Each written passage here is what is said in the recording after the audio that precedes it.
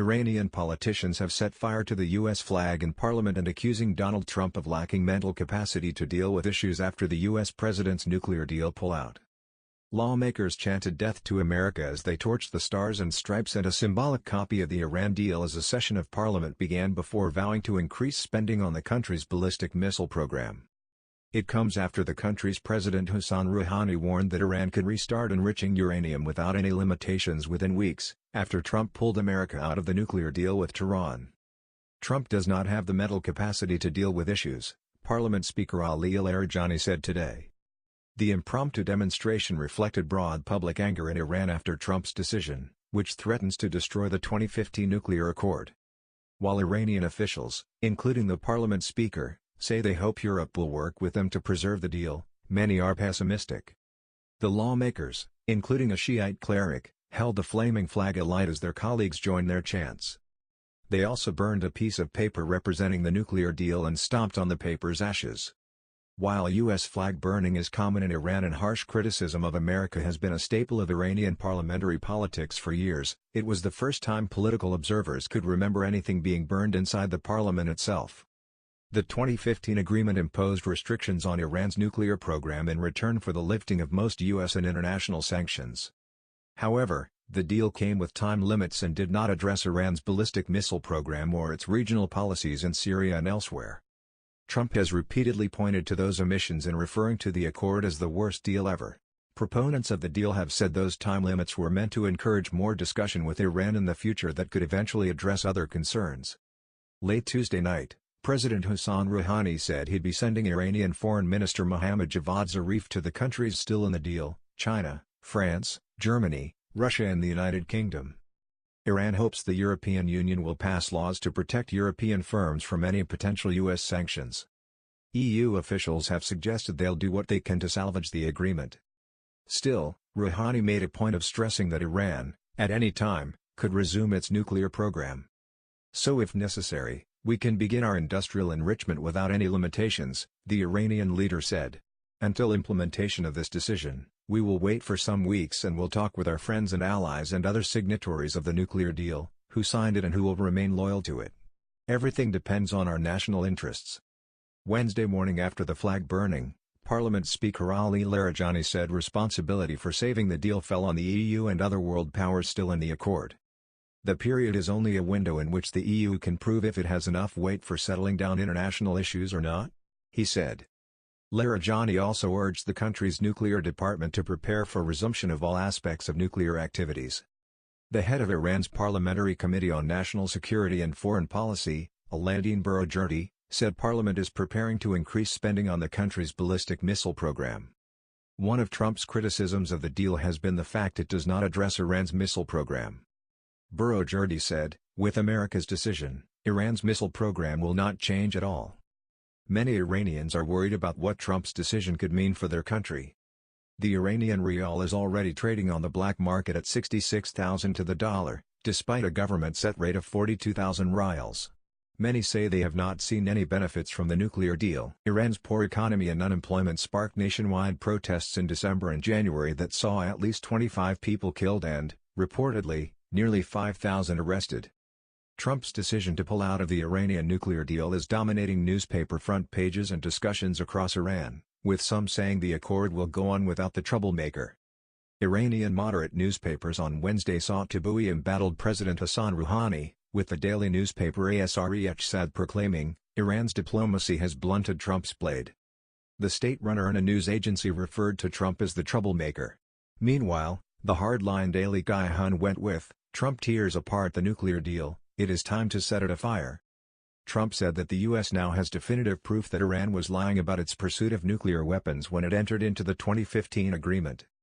And he threatened Tehran's mullahs with new headaches if they resume their pursuit of a weapon of mass destruction. If the regime continues its nuclear aspirations, it will have bigger problems than it has ever had before, the president warned.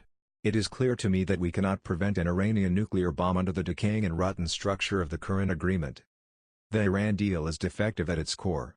If we do nothing, we know exactly what will happen. In just a short period of time, the world's leading state sponsor of terror will be on the cusp of acquiring the world's most dangerous weapons. Barack Obama and his former Secretary of State John Kerry both bashed Trump's decision, calling it unnecessary and wrong-headed. Iranian President Hassan Rouhani responded, telling his country's state-run TV network, "I have ordered Iran's atomic organization that whenever it is needed, we will start enriching uranium more than before."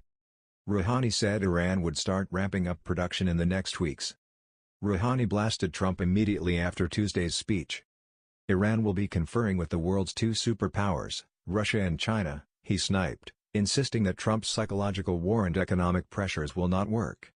Leaders of America's three staunchest European allies, France's Emmanuel Macron, Germany's Angela Merkel and the United Kingdom's Theresa May, issued a joint statement asking the U.S. not to do anything that would prevent them from keeping the nuclear deal intact even without Washington's participation. Iran continues to abide by the restrictions of the deal, the three leaders said, citing a statement from the International Atomic Energy Agency, adding that the world is a safer place as a result.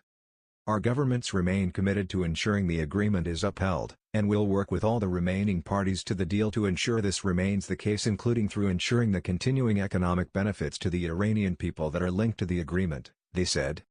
The president has been outspoken for nearly 3 years about the nuclear bargain that he called insane and the worst deal in history. U.S. Treasury Secretary Steve Mnuchin, whose cabinet department oversees economic sanctions against rogue regimes, said before Trump's speech that we will continue to work with our allies to build an agreement that is truly in the best interest of our long-term national security.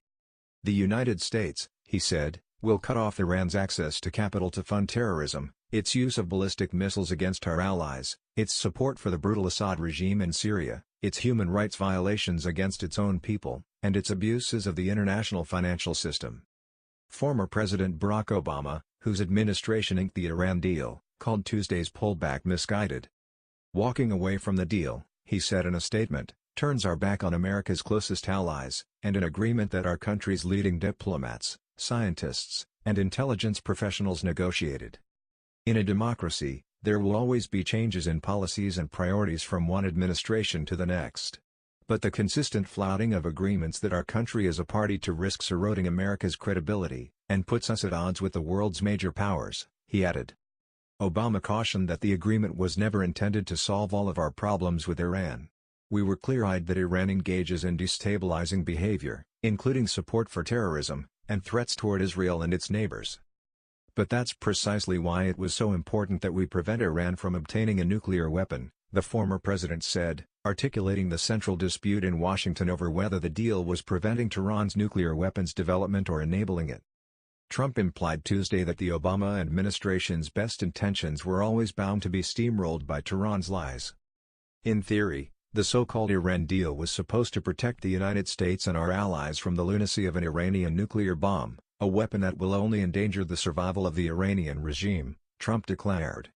In fact, the deal allowed Iran to continue enriching uranium, and over time reach the brink of a nuclear breakout.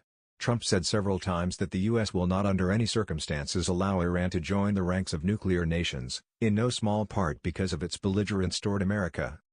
"We will not allow a regime that chants death to America to gain access to the most deadly weapons on Earth," he said. The president added that he is reimposing the highest level of sanctions on Tehran, and the U.S. will punish any country that helps Iran in its quest. "America will not be held hostage to nuclear blackmail," Trump asserted in remarks from the diplomatic reception room of the White House. National Security Advisor John Bolton told reporters after Trump spoke that we're out of the deal. "The only sure way to get on the path of stopping Iran from developing nuclear weapons and delivery capabilities is to get out of the deal, and that's what the president has done," he said. Bolton said at the White House that sanctions would be snapped back into place on a rolling basis, with some segments of the pre-agreement situation returning quickly and others coming back in a matter of months.